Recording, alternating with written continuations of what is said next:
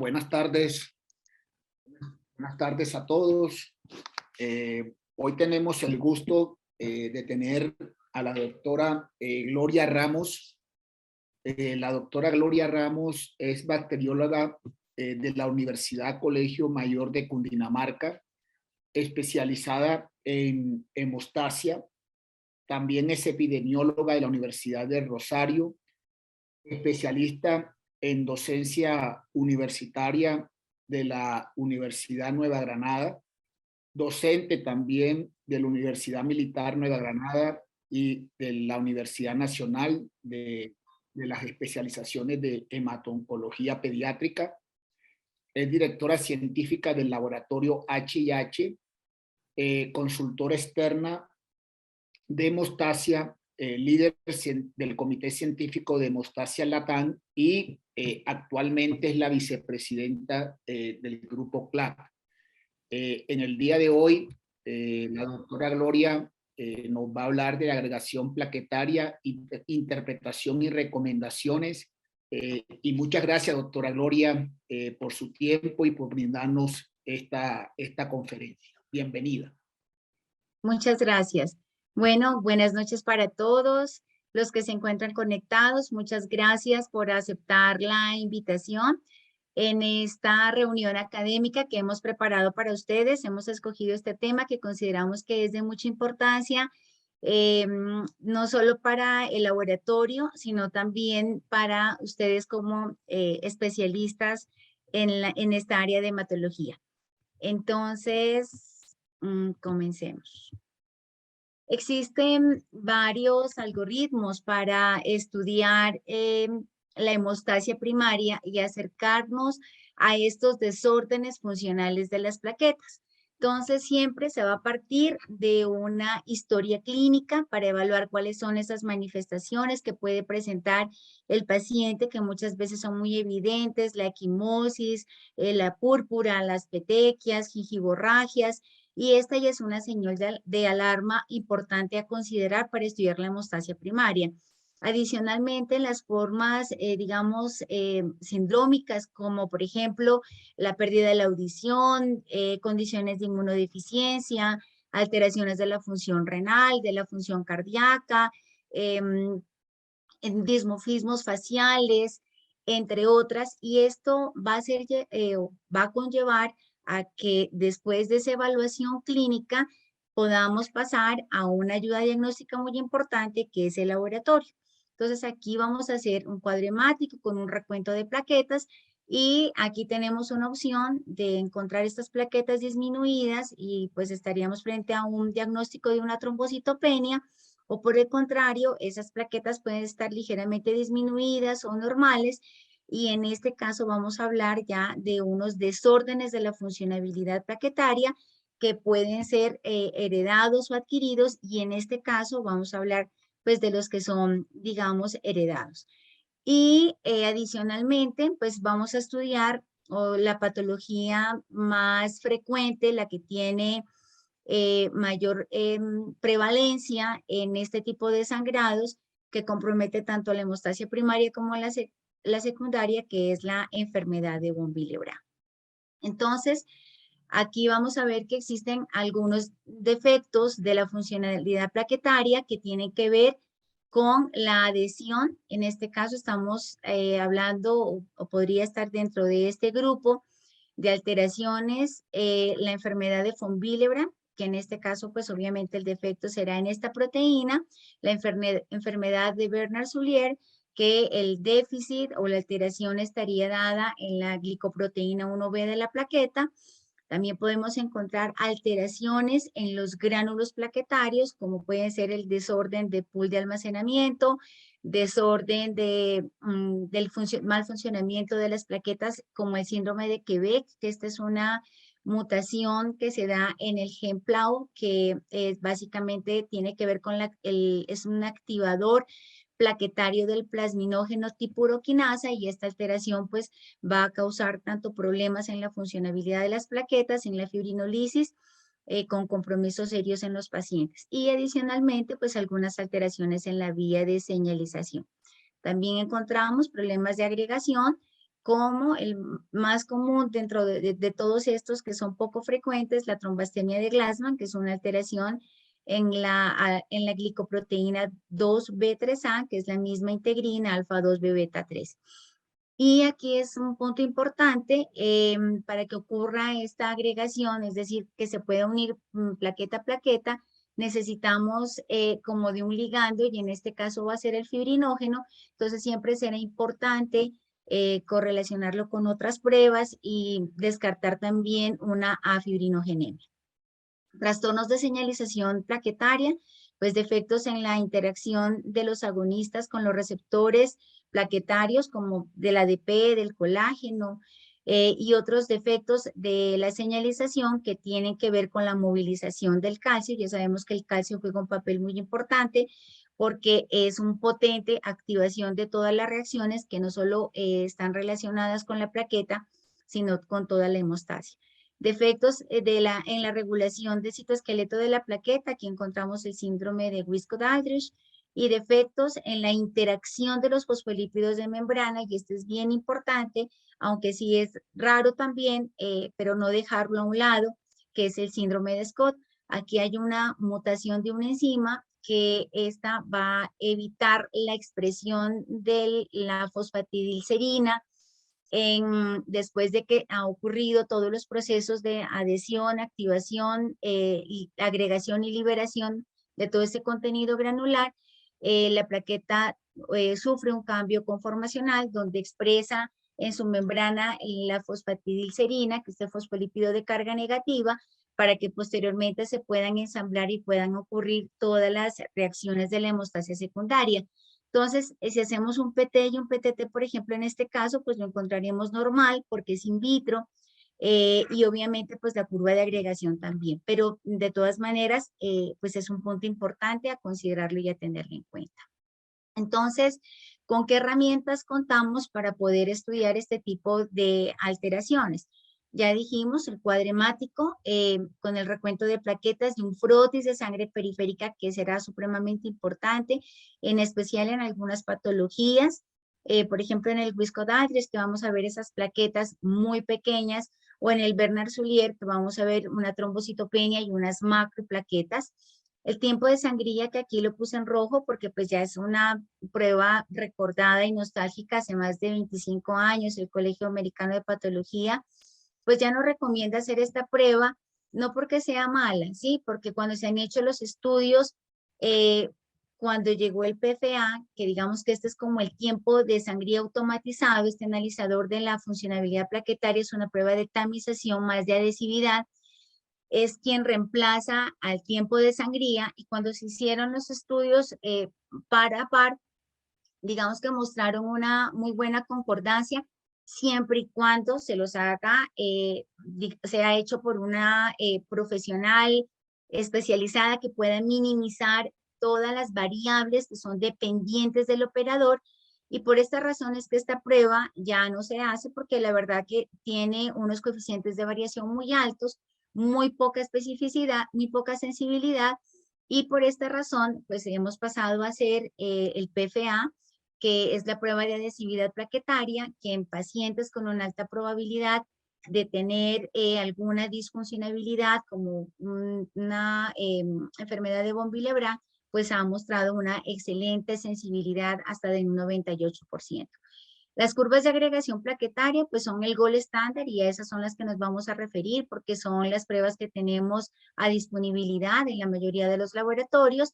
La citometría de flujo, que día a día ha tomado un poco más de relevancia y de importancia, ya se hacen aquí en algunos laboratorios. La doctora Mónica Londoño tiene estudios muy adelantados para esto, pues y obviamente van a tener cierta ventaja sobre las curvas, en especial pues cuando los pacientes tienen trombocitopenia, pues ya sabemos que no podemos hacer la curva de agregación, más sin embargo sí podríamos hacer la citometría de flujo. Estas pruebas son un poco más costosas, pero consideramos que en la medida que se puedan hacer con más frecuencia, pues los costos también bajarán y serán de gran utilidad para descartar muchas de las alteraciones que se presentan en las plaquetas, que a veces las vemos como muy poco frecuentes o como que casi no están en el radar de todos, pero esto deja de serla cuando las estudiamos, ¿no? Entonces es un punto importante a considerar.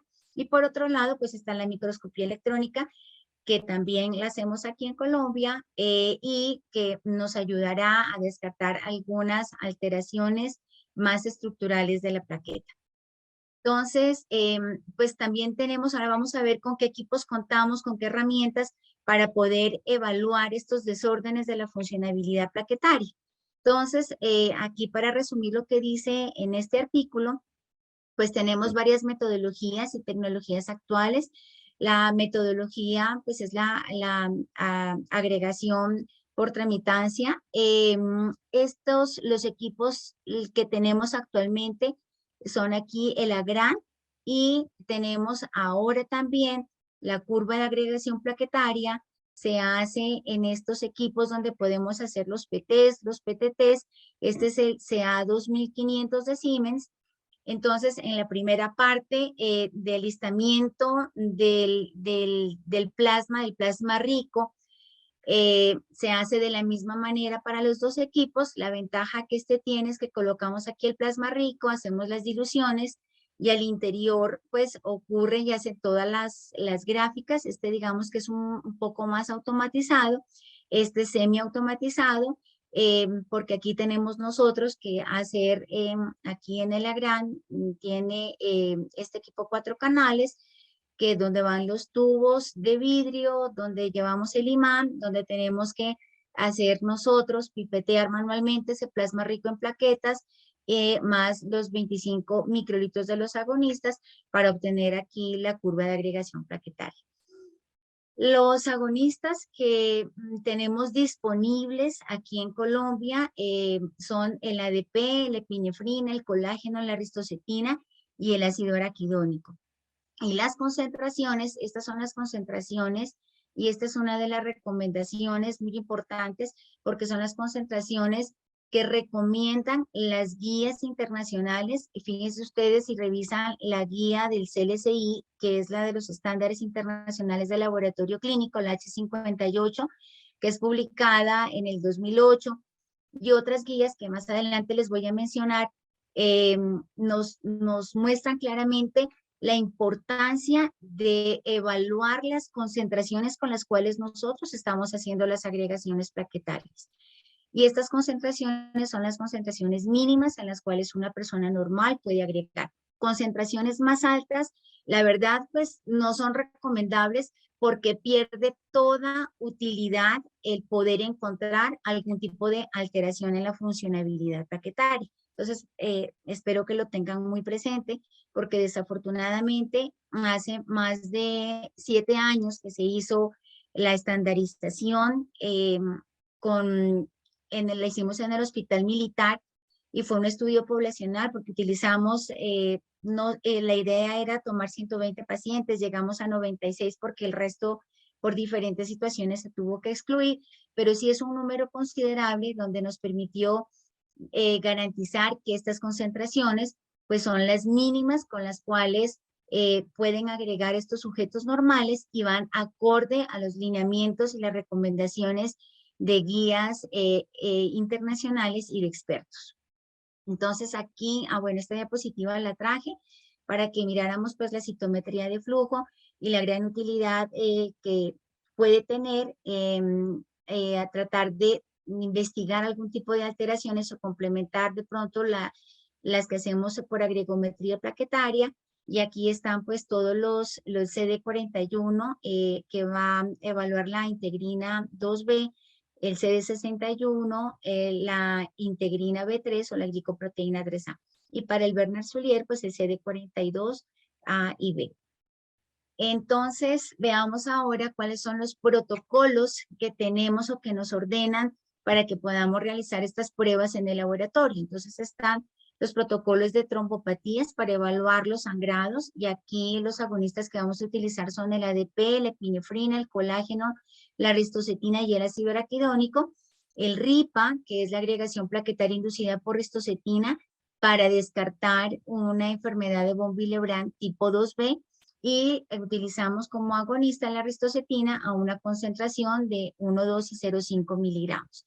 La hiperagregabilidad plaquetaria para estudio del síndrome de plaqueta pegajosa, utilizamos dos agonistas, el ADP y la epinefrina, a concentraciones de 2,3, 1,2, 0,6, y la epinefrina a concentraciones de 11, 1,1 y 0,5.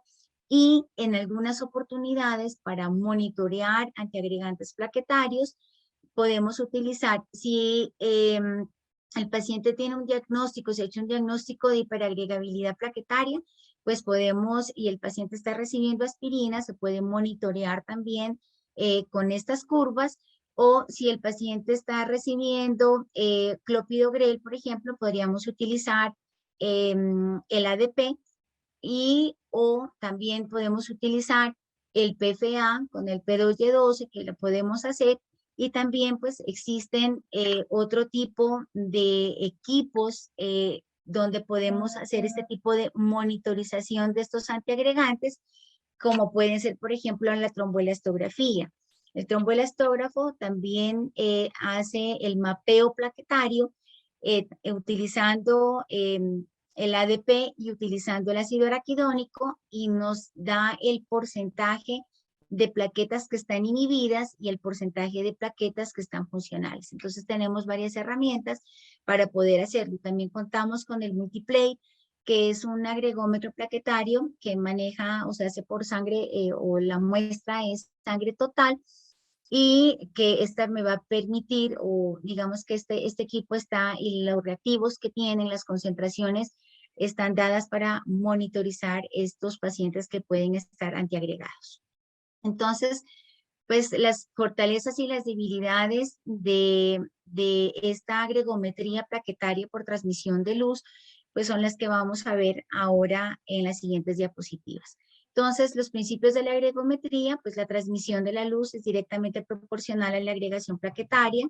Aquí tenemos el plasma rico en plaquetas en estos tubos de vidrio que van acá con un imán, y cuando le adicionamos el agonista, que puede ser ADP, colágeno, epinefrina o ristocetina, pues si la plaqueta tiene todos sus receptores y es una plaqueta estructuralmente bien y con sus receptores adecuados, pues va a ocurrir esta agregación, y aquí obviamente va a facilitar la transmisión de la luz, y por lo tanto pues vamos a ver nosotros reflejado esto aquí en una curva, que en este caso pues nos estará indicando lo que vemos aquí, que un plasma rico se ha convertido en un plasma pobre porque hay aquí acúmulo de plaquetas y el paso de la luz. Entonces, la verdad que es una prueba que tiene pues un principio muy fácil de poder entender, y aquí en esta gráfica lo que podemos observar es que algunas agonistas, y dependiendo de la concentración que se puede utilizar, digamos que se pueden ver como dos tipos de curvas,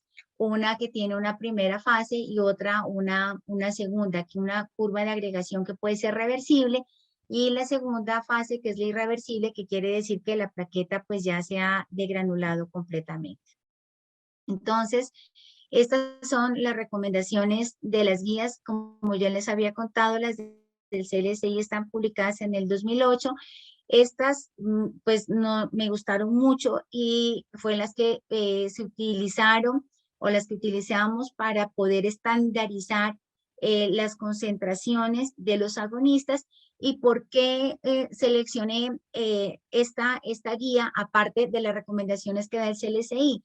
Porque los canadienses pues son las personas que más escriben y que más saben de esta parte de agregometría plaquetaria, y adicionalmente porque los estudios que ellos realizaron pues están basados también en los equipos y en los reactivos que nosotros tenemos acá. Entonces ellos dicen que el ADP, pues las concentraciones que tenemos que utilizar, o la recomendación es que vayan desde 0,5 a 10, está estandarizada a 5. Hay algunos artículos que mencionan que la ADP puede ser de 2 o de 4, eso también va a depender del tipo de reactivo, y va también a depender del tipo de curva y de los intervalos de referencia que se hayan definido. Nosotros lo definimos a una concentración de 5 micromoles.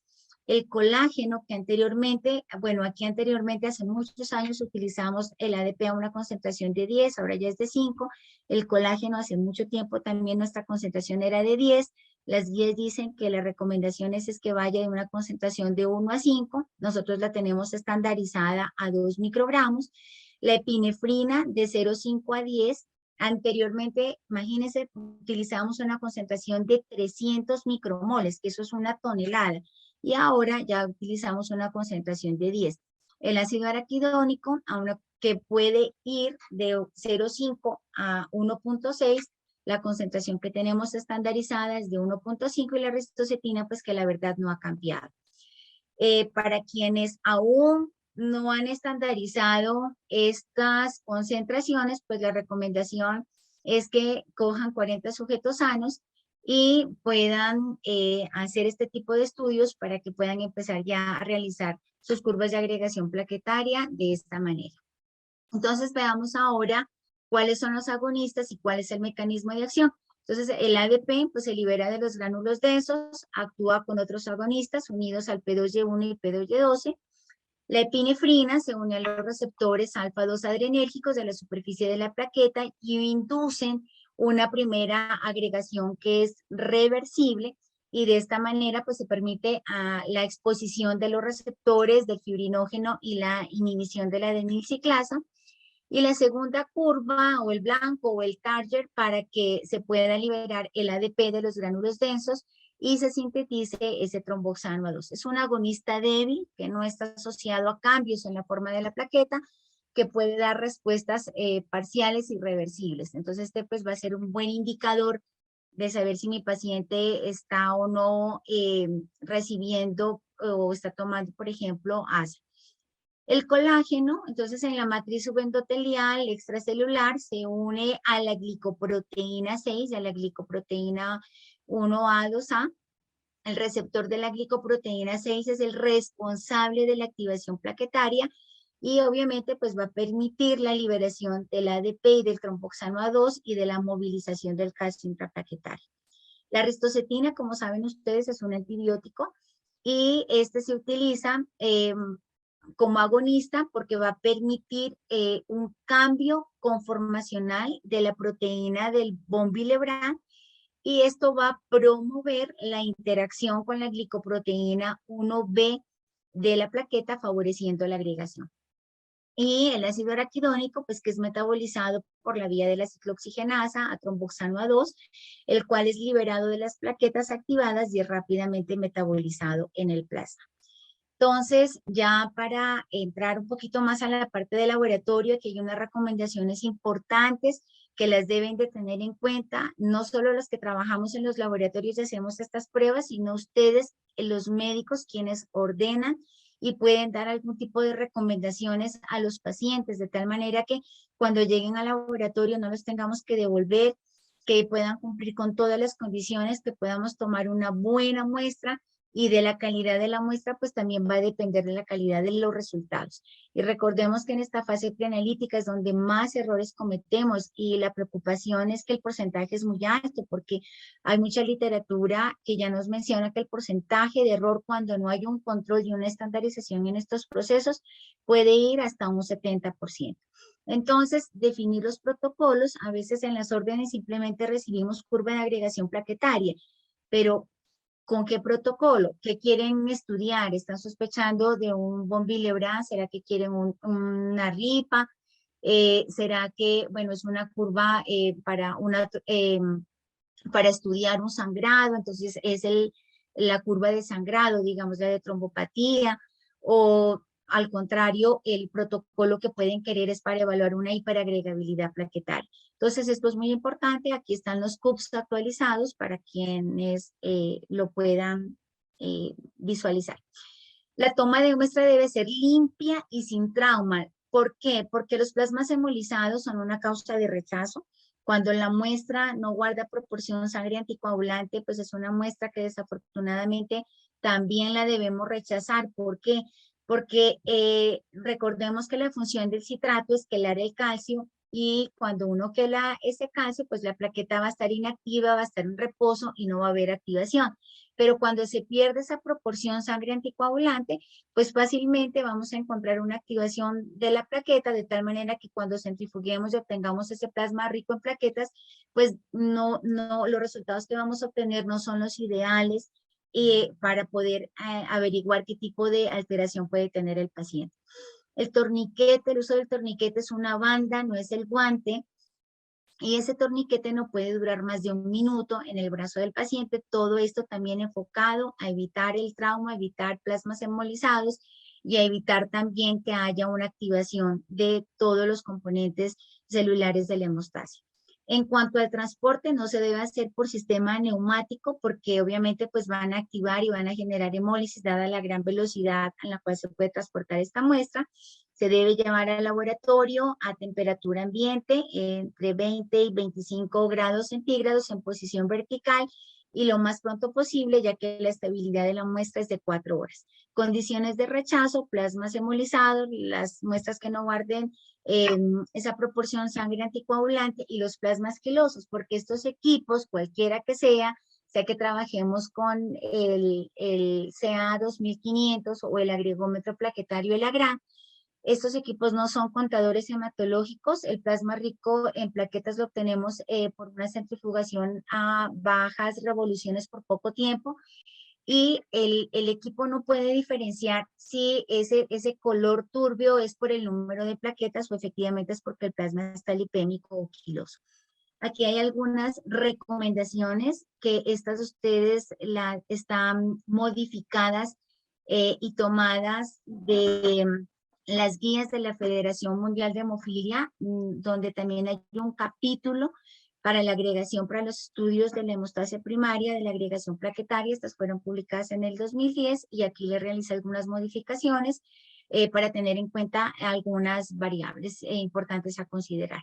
Entonces, el anticoagulante, que es el citrato de sodio, el tiempo es una variable supremamente importante porque pues la prueba se debe completar máximo 4 horas después de haber tomado la muestra. La centrifugación tiene que ser suficiente para retirar los glóbulos rojos, los leucocitos. Desafortunadamente, si hay macroplaquetas, las podemos perder, entonces hay que ser supremamente cuidadosos en la velocidad y en el tiempo que seleccionen en los laboratorios para obtener este plasma rico en plaquetas. Y la otra cosa importante es que la centrifugación se haga a temperatura ambiente y que no se vayan a utilizar centrífugas refrigeradas. El recuento de plaquetas también es otra variable importante a considerar. Recuentos de plaquetas por debajo de 100,000, preferiblemente no es conveniente hacerlo porque pues no vamos, digamos, vamos a observar unas respuestas lentas y unas respuestas también débiles de los agonistas.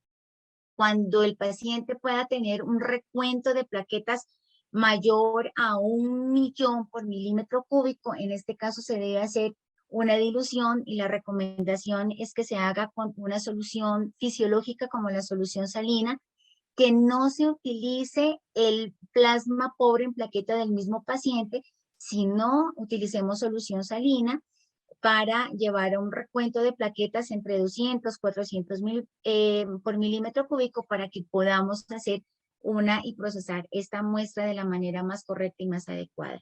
El pH, entonces aquí es importante y vemos que una vez que la muestra se haya tomado, debe permanecer siempre tapada, después de centrifugada y separado ese plasma rico, ese plasma pobre, debe estar tapada porque si ese pH es mayor de 8 puede haber un estímulo de la agregación y pHs menores de 7 pueden inhibir la agregación. Entonces mantener los tubos donde esté el plasma rico en plaquetas y el plasma pobre tapados. El hematocrito pues mayor a 55 muestra progresivamente menos agregación y obviamente ya sabemos por qué se pierde esa proporción sangre anticoagulante por mayor concentración de citrato. La temperatura donde se deben transportar y donde debe permanecer la muestra hasta el momento de que se haya terminado de hacer, siempre va a ser entre 15 a 25 grados Celsius, mantener este plasma rico, vuelvo y repito, en tubos plásticos y tapados. Y la utilización del imán, pues esto no se nos puede olvidar, poner en los tubitos, ya que pues si no se pone, le podemos colocar cualquier cantidad de agonistas, pero pues nunca va a haber esta agregación plaquetaria. Por otro lado, y dentro de las recomendaciones importantes en la fase preanalítica, está la ingesta de algunos medicamentos y de algunos alimentos. Entonces aquí pueden encontrar ustedes cualquier cantidad de artículos. Aquí he tomado y les he traído algunos ejemplos de la guía de la Federación, de otros artículos, de la guía del CLCI. Entonces, pues ya sabemos, y un punto importante, sobre todo en los adultos, pues si el paciente está tomando aspirina, ya sabemos que tiene que suspenderla mínimo 7 días para poder hacer la curva de agregación plaquetaria, el ibuprofeno, el naproxeno, pues pueden ser de 24 horas, el naproxeno más de 4 días, las tinopiridinas, pues que tienen un efecto irreversible sobre la plaqueta 7 días, el dipiridamol pues tiene una acción reversible, entonces pues digamos que usualmente no pues acarrea grandes problemas en el procedimiento. Entonces, aquí hay otros alimentos, el omega 3, la vitamina E, la cebolla, la cúrcuma, el comino, el clavo, el ajo en grandes cantidades, el ginkgo biloba, bueno, y cualquier cantidad, porque es que muchas personas consideran, muchos pacientes, que los productos naturales no van a afectar la agregación plaquetaria, porque como su nombre lo indica, son naturales, no va a hacer daño. Entonces, por ejemplo, el jengibre, los frutos rojos en gran cantidad, hemos observado y se ha visto y está documentado que efectivamente pues me altera las curvas, los resultados que se obtienen en las curvas de agregación plaquetaria, y cuando se suspenden estos medicamentos de uso libre y algunos alimentos que se toman o productos de venta libre, pues esto efectivamente los patrones de la curva cambian considerablemente. Esta es la tabla que se encuentra publicada en la guía del CLCI en la H58, que ustedes la pueden consultar también. Y entonces, ya para entrar en materia de cómo interpretarla y de darles algunas recomendaciones, pues esta también es una guía práctica para los estudios de desórdenes de las funciones de las plaquetas que realizamos en las rotaciones con nuestros residentes. Y volvemos a lo mismo, a la historia clínica a partir de los exámenes más básicos del cuadro hemático del frotis de sangre periférica, para evaluar si el paciente tiene trombocitopenia, pasar luego a hacer otras pruebas como el PFA, si ese PFA pues está normal, pensar en otra clínica o en otro tipo de pruebas, pero pues si está alterada, ir a nuestra curva de agregación plaquetaria, pues y aquí está, digamos, como toda ese mapa, esa posibilidad de alteraciones que podemos encontrar acorde a cómo vayamos observando el comportamiento de estos agonistas, y esto es lo que vamos a ver en los ejemplos que les traigo a continuación. Entonces, para poder interpretar lo patológico, primero veamos cómo es que debemos interpretar lo normal. Esta es una curva de agregación plaquetaria para protocolo de sangrado y es normal. Entonces, aquí la recomendación que les damos es que no miren únicamente aquí estos porcentajes, ¿sí? Sino también aprendamos a reconocer cuáles estos patrones que normalmente tienen estos trazos con cada agonista. Por otro lado, entonces, aquí vamos a mirar con qué agonistas nos están haciendo la curva. Aquí están los lotes, que esto es obligatorio ponerlos. ¿Cuál es la concentración que estamos utilizando? Y acá las unidades, que es el PPP significa plasma pobre en plaquetas. ¿Eso qué significa? Nuestros equipos los tenemos que calibrar y los tenemos que calibrar llevando al 100% de absorbancia y al 0% de tramitancia. Este plasma pobre en plaquetas tiene que dar una lectura menor de 0,1 o menor de 0,2, entre más bajita está, pues significa que mi paciente tiene plasma limpio, que ha hecho el ayuno de 8 horas, que debe hacer para no obtener ese plasma lipémico. Y estos valores, entre más altos están, pues puede significar que en el laboratorio no se centrifugó correctamente la sangre total para separar y obtener este plasma pobre en plaquetas, o que efectivamente el plasma de mi paciente está lipémico. Y por el otro lado, aquí está el plasma rico en plaquetas. Ese plasma se tiene que ajustar y estas lecturas más o menos me deben dar entre 0,6 a 1. Y aquí van a aparecer dos alarmas. Cuando les aparezca aquí la letra L significa low, eso quiere decir que mi paciente tiene trombocitopenia o que en el laboratorio centrifugaron mucho tiempo a muchas revoluciones y el pobre, el plasma rico en plaquetas, pues no quedó tan rico, sino quedó muy pobre. O por el otro lado, que el paciente tenga una trombocitopenia, un recuento de plaquetas por debajo de 100.000, pues obviamente los resultados no van a ser confiables.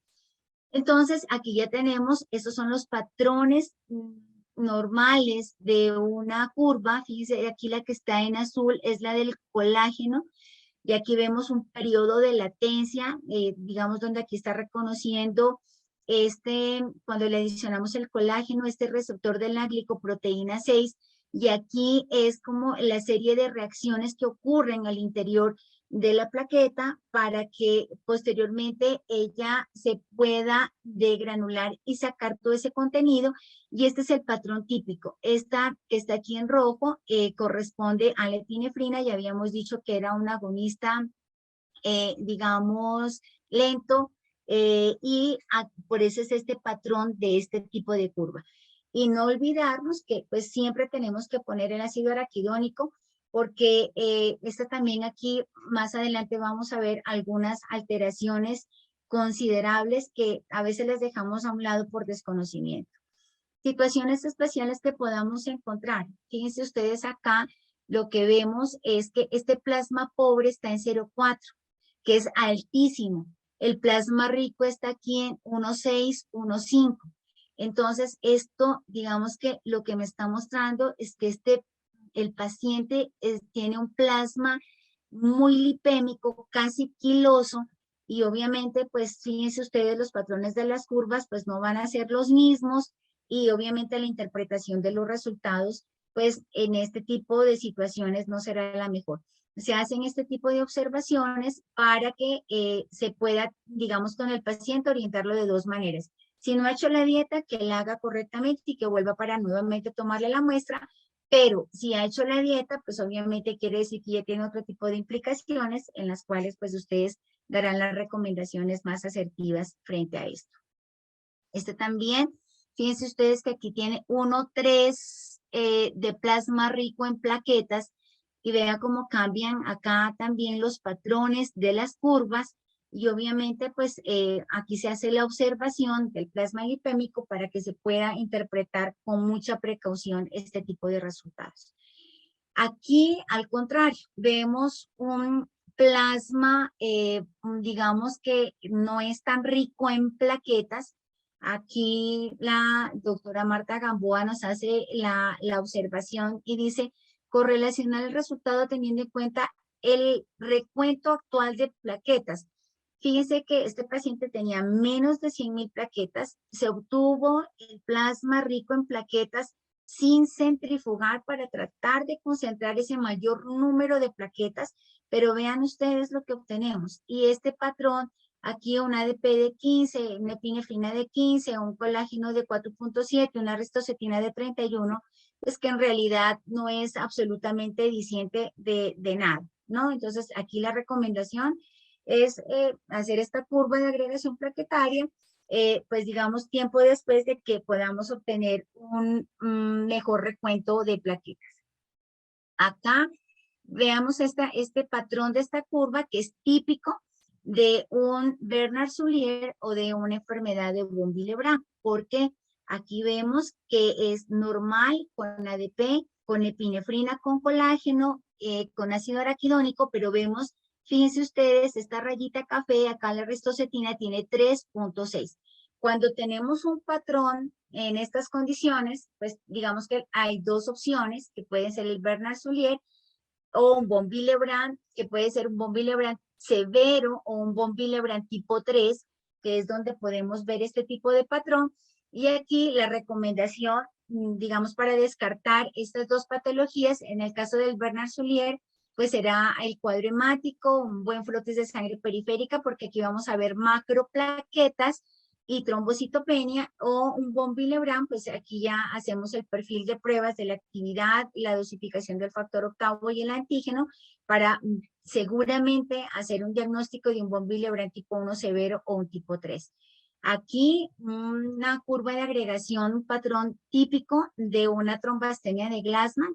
Esta es una alteración de la agregación plaquetaria que se va a caracterizar porque hay una disfuncionabilidad de esta integrina alfa-2b beta-3, que es la misma glicoproteína 2b3a, que puede estar en cantidad o en calidad, y en este caso únicamente agrega con ristocetina, y como podemos ver con ADP, epinefrina, colágeno y ácido araquidónico, pues van a estar planas o ausentes.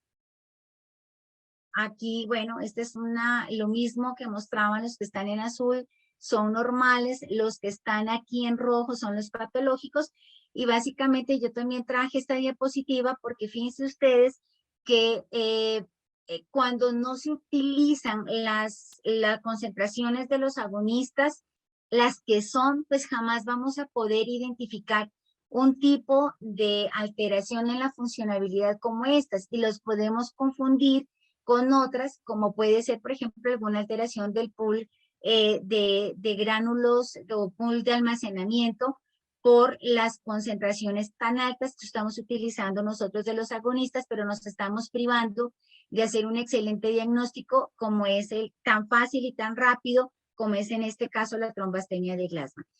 Aquí también vemos un patrón de una curva que es normal con ADP, epinefrina, colágeno y ristocetina, pero fíjense ustedes que con ácido araquidónico no. Entonces aquí, ¿qué puede pasar? O que el paciente está tomando aspirina, pero también puede pasar, recordemos que cuando se adiciona ácido araquidónico a un plasma rico, pues este se convierte en tromboxano A2 por acción de la ciclooxigenasa, y este tromboxano pues va a inducir activación plaquetaria y la liberación de los gránulos. Cuando vemos esto normal con este ácido araquidónico disminuido, pues tenemos que pensar que puede haber una deficiencia de la fosfolipasa 2, una deficiencia de la ciclooxigenasa o una deficiencia del tromboxano sintetasa. Y es importante considerarlo. Si la curva está bien hecha, si ustedes vuelven y envían a su paciente y tienen nuevamente este patrón, es importante que puedan considerar algún tipo de estas alteraciones, que es frecuente. Créanme que es frecuente, no lo dejen a un lado. Curva de agregación inducida por ristocetina. Entonces, este es nuestro RICA. Recordemos que las concentraciones normales van de 0,8 a 1,2 o por encima. Entonces, las dosis bajas van a ser de 0,5 miligramos. Y también podemos hacer una curva de agregación y podemos ver hiperagregabilidad a concentraciones más bajas de 0,3, y esto lo podemos observar en el pseudo von Willebrand o en el von Willebrand plaquetario.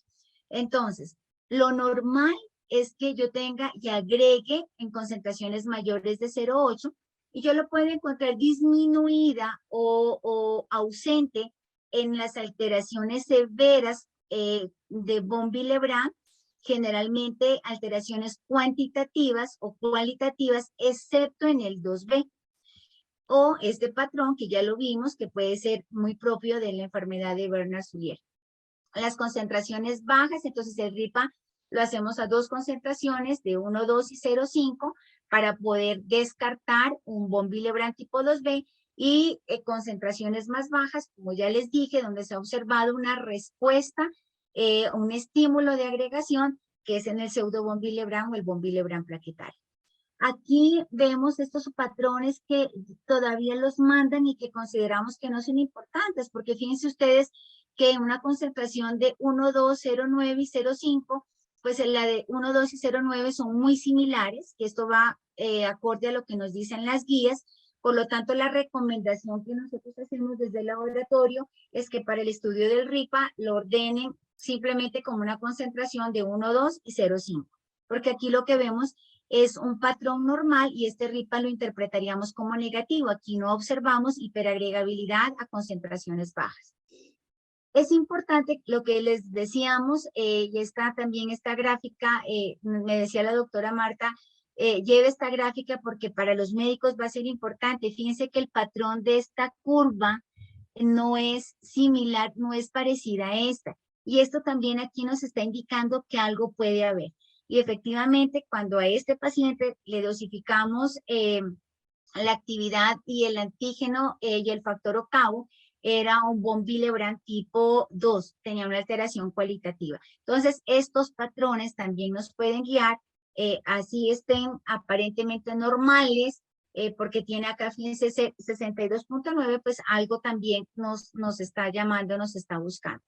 Por otro lado, la experticia en el laboratorio. Fíjense ustedes que cuando acabamos de hacer la curva, uno tiene que sacar este tubito y efectivamente evaluar si hubo agregación o no.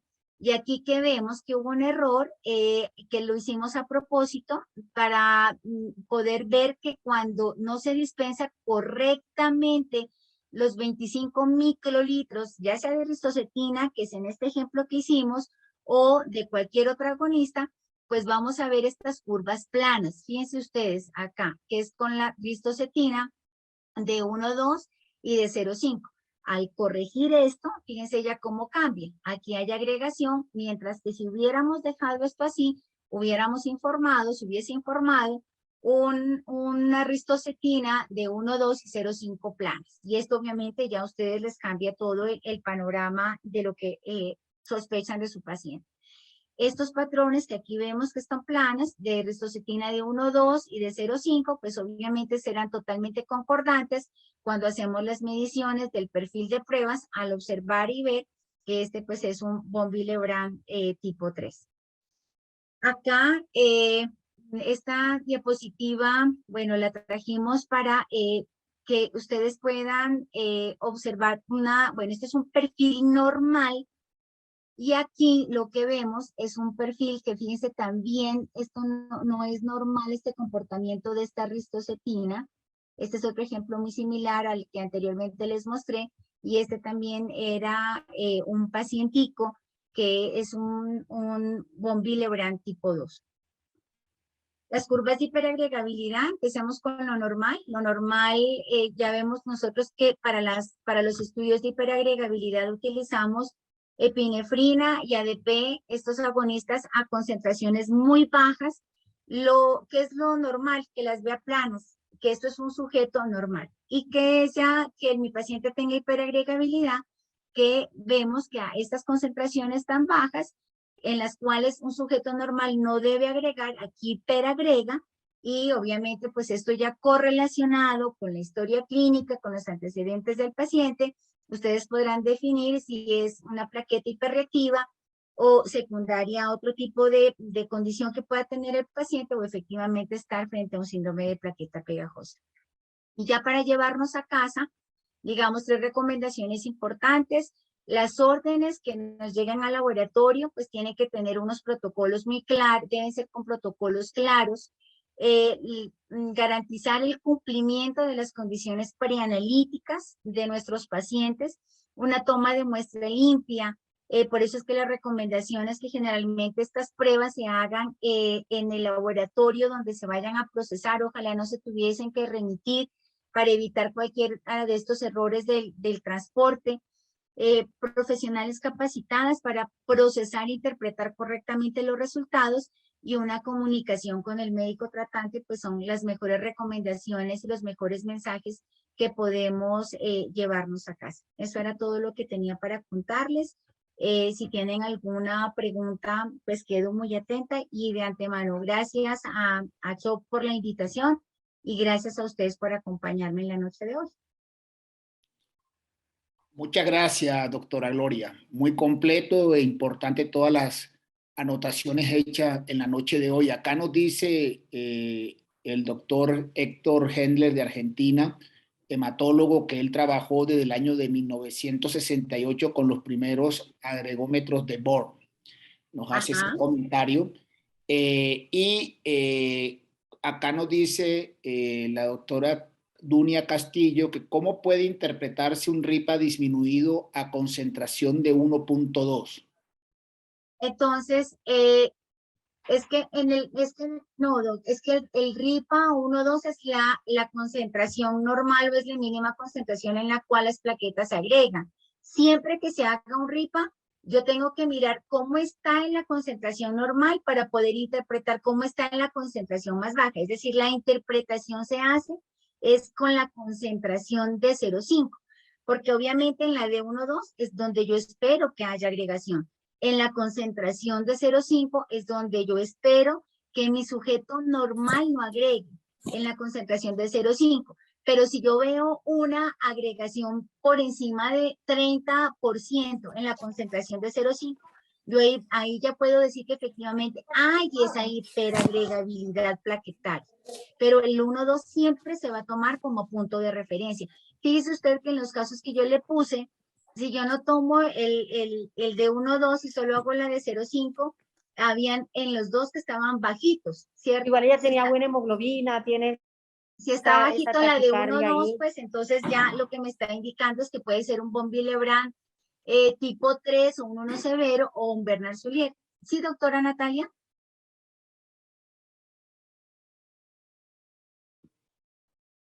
No, parece que un problema de micrófono, pero no. Ok. Acá, buenos comentarios, doctora Gloria, la doctora Diana Valencia, excelente presentación, y también la doctora Paulina desde Ecuador, también saludos y felicita la exposición de la noche de hoy. La doctora Bueno. Jacqueline también, todos muy agradecidos, muy contentos con esta presentación, y muchas gracias, doctora Gloria, por aceptar nuestra invitación.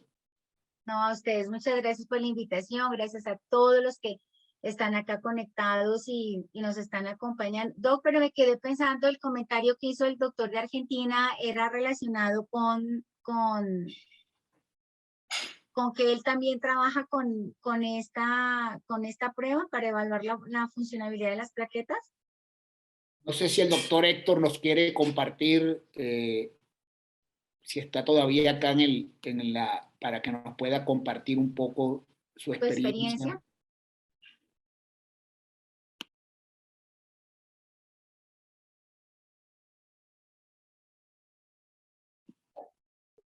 experiencia. No, vamos a ver quién más por acá, si tenemos más comentarios. Sí, la importancia de siempre tener en cuenta la parte preanalítica, que es una de las dificultades que tenemos en nuestro medio, ¿no? Así es, Doc. Pero a eso también tenemos que apuntar, a estandarizar. Mire, estos espacios que estamos generando para capacitarnos, esos siempre van a ser valiosos porque, pues obviamente, así es como podemos mejorar el trabajo que estamos haciendo, corregir errores, mejorar procesos. De una buena muestra y un buen procesamiento, pues vamos a tener los mejores resultados. Hola, doctor. Hola. Hola.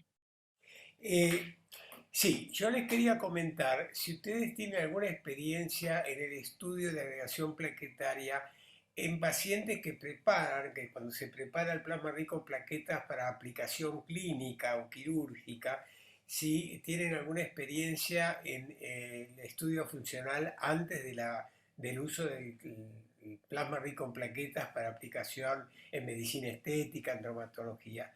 Y el segundo comentario es si también tienen alguna experiencia en el estudio de la agregación plaquetaria o funcionalismo plaquetario en los concentrados de plaquetas a transfundir.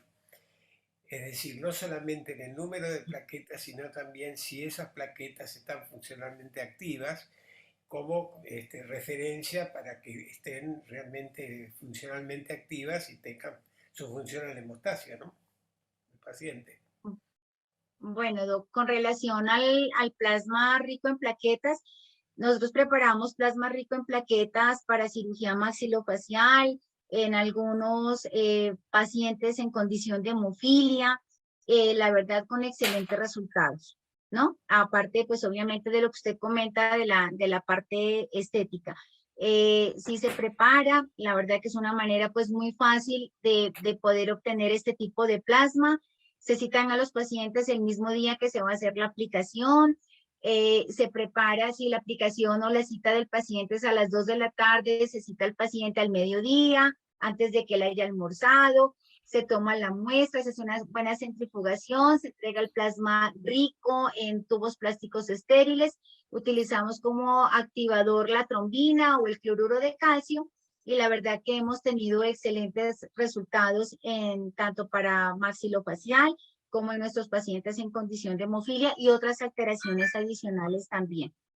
Y con relación a la otra pregunta que nos hacía en la parte transfusional de banco de sangre, lo que nosotros hemos hecho es el estudio al contrario, Doc. Hemos hecho el estudio de mirar, de coger estos donantes de banco de sangre y le hemos hecho agregación plaquetaria y PPA. Y observamos en un estudio que realizamos que el 30% de los supuestos donantes normales tenían alteraciones en la funcionabilidad plaquetaria. Y esto, digamos que la inquietud era a que en muchos pacientes se observaba esa refractariedad plaquetaria, pero también, digamos que la pregunta era, ¿qué tanto de estas plaquetas que les estamos colocando a nuestros pacientes son funcionales o no? Y el otro estudio, digamos ya para evaluar como la vida media de las plaquetas, fue hecho en citometría de flujo, pero para observar que más o menos al día 7 la funcionabilidad más o menos ya estaba cerca de un 60-70%. Esa es la experiencia, doctor. Muchas gracias, doctora. Muy excelente la exposición, ¿eh? Con Gracias, todo gusto. doctora Gloria. Acá nos comenta la doctora Jacqueline de las recomendaciones o las dificultades a veces en ciudades lejanas. A usted nos hizo el comentario de 4 horas más o menos, pero ¿cómo se puede hacer para preservar y trasladar para este tipo de estudios en ciudades que no sean en Bogotá?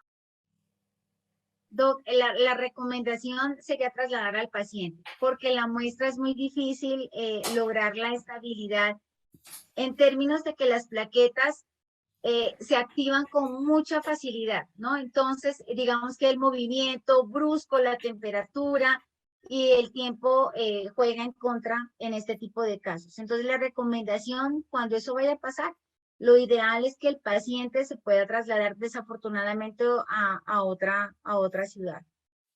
Ajá. Acá la doctora Luz Ángela Urcuqui nos realiza la pregunta o le realiza la pregunta a doctora Gloria de la interpretación de curvas de agregación plaquetaria para estudio de sangrado reportados solo con déficit de epinefrina por debajo del 30%, descartando de que sea suero lipémico y tomados en 2 tiempos diferentes. Bueno, entonces, mire, Doc, hay algunos artículos que obviamente pues habría que excluir ahí que el paciente esté tomando aspirina, ¿no? O cualquier antiagregante.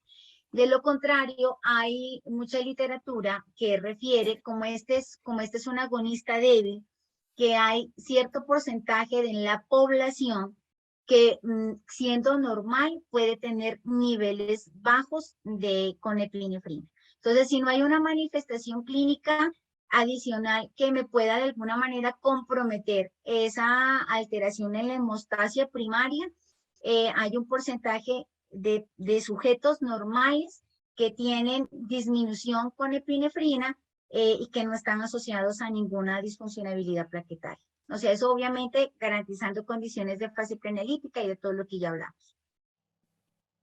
Bueno, doctora Gloria, por último, el doctor Víctor Caballero nos comenta que revisó un caso de un paciente con sangrado sin trombocitopenias y con pruebas de coagulación normales. Le realizaron curvas de agregación plaquetaria con resultados normales con ADP, colágeno y restocetina y negativo para epinefrina y ácido araquidónico.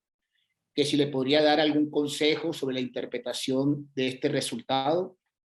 O sea, si la curva está disminuida con epinefrina y ácido araquidónico, lo primero es descartar que el paciente esté tomando aspirina, Doc. Cualquiera de estos antiagregantes plaquetarios o productos naturales, esa es la recomendación. A veces vuelvo y repito, los pacientes dicen, yo no estoy tomando nada, porque cuando usted dice que su producto es natural, pues usted parte de entender que no va a hacer daño ni que va a tener ninguna implicación o ninguna alteración, pero sí la tiene. Entonces, yo creería que es importante volver a recordarle al paciente, nuevamente insistirle en que suspenda absolutamente todo, vitaminas, fíjese la vitamina C, dice la vitamina E, el ginkgo biloba, el omega, todas estas cosas que la suspendan, el jengibre, las semillas de chía, bueno, todas estas cosas, suspéndanla por una semana o 10 días vuelva a realizarle el estudio y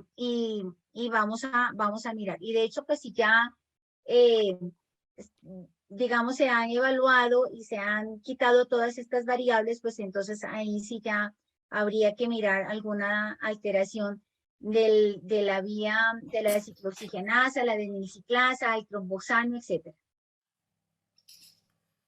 Bueno, muchas gracias, doctora Gloria. Muy amable. Un Bueno. abrazo. Una feliz noche para todos. Bueno, lo mismo para ustedes, que estén muy bien. Gracias por acompañarme el día de hoy. Hasta una próxima oportunidad.